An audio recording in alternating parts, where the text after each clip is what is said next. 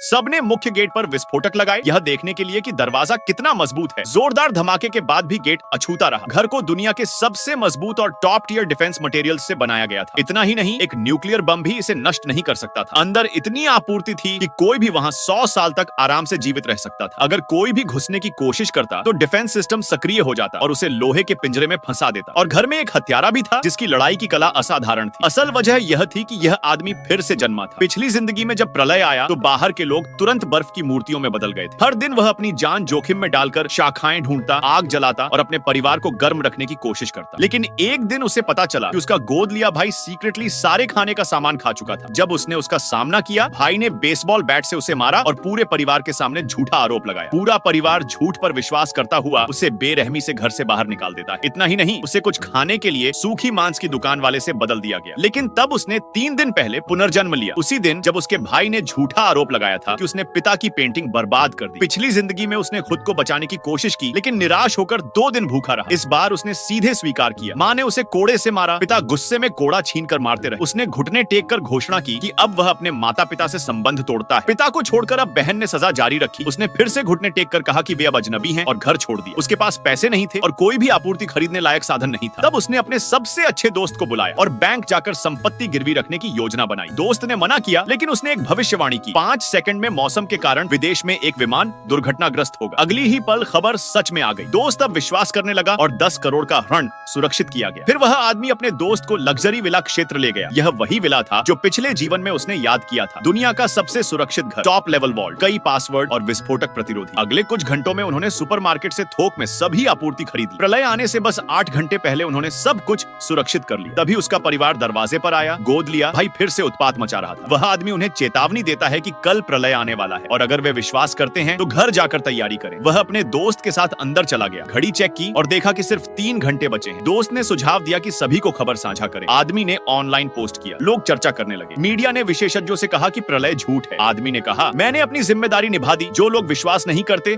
उन्हें छोड़ दो। उसी समय उसकी घड़ी ने चेतावनी दी, प्रलय आ चुका था। बाहर बर्फ गिरने लगी। लोग तुरंत बर्फ की मूर्तियों में बदल गए और जो बचे आपूर्ति के लिए हिंसक लड़ाई करने लगे। लेकिन आदमी अंदर आराम से वाइन पी रहा था, गर्म कमरे में। जब उसकी बहन बाहर मदद के लिए आई, उसने ठंडे तौर पर कहा, चले जाओ। और तभी उसके गोद लिए भाई के साथ ठगों की टोली दरवाजे पर दिखाई दी।